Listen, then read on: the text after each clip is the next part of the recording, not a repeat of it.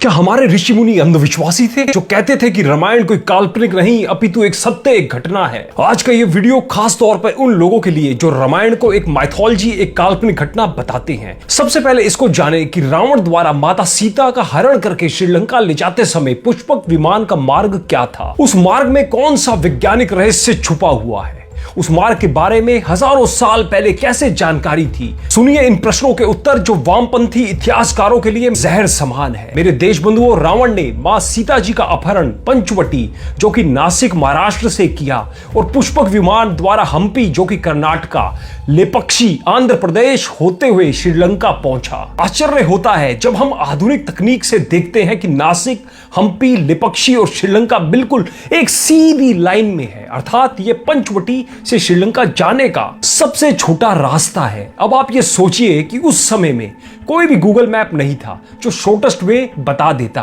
फिर कैसे उस समय यह पता किया गया कि सबसे छोटा और सीधा मार्ग कौन सा होगा? या अगर भारत विरोधियों के अहम संतुष्टि के लिए मान भी लें कि चलो रामायण केवल एक महाकाव्य है जो वाल्मीकि जी ने लिखा, तो फिर यह बताओ कि उस जमाने में भी गूगल मैप नहीं था तो रामायण लिखने वाले वाल्मीकि जी को कैसे पता लगा कि पंचवटी से श्रीलंका का सीधा छोटा रास्ता कौन सा है? अगर आपके पास इन प्रश्नों के उत्तर हो तो कमेंट में जरूर लिखिएगा। महाकाव्य में तो किन्हीं भी स्थानों का जिक्र घटनाओं को बताने के लिए आ जाता है, लेकिन क्यों वाल्मीकि जी ने सीता हरण के लिए केवल उन्हीं स्थानों का जिक्र किया जो पुष्पक विमान का सबसे छोटा और बिल्कुल सीधा रास्ता था? यह ठीक वैसे ही है आज से 500 साल पहले गोस्वामी तुलसीदास जी को कैसे पता कि पृथ्वी से सूर्य की दूरी क्या है, जुग सहस्त्र योजन पर भानु इक्वल टू 152 बिलियन किलोमीटर, जो कि हनुमान चालीसा का ये दोहा है। जबकि नासा ने हाल ही के कुछ वर्षों में इस दूरी का पता लगाया है। कमाल थे हमारे ऋषि मुनि।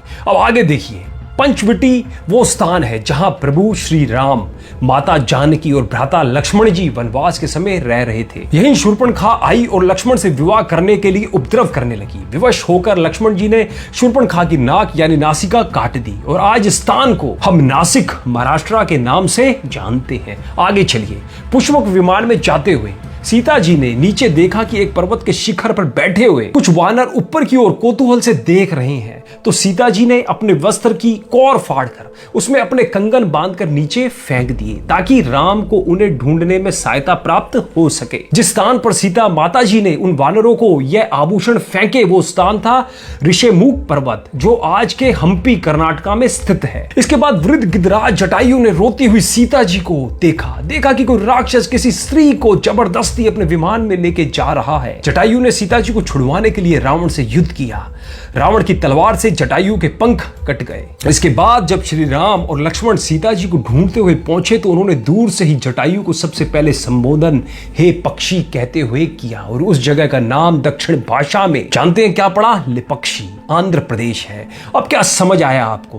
पंचवटी, हम्पी, लेपक्षी, श्रीलंका सीधा रास्ता, सबसे छोटा रास्ता हवाई रास्ता। यानी हमारे जमाने में ये 2022 में विमान होने के सबूत गूगल मैप का निकाला गया फोटो आप ये साइड में देख सकते हैं।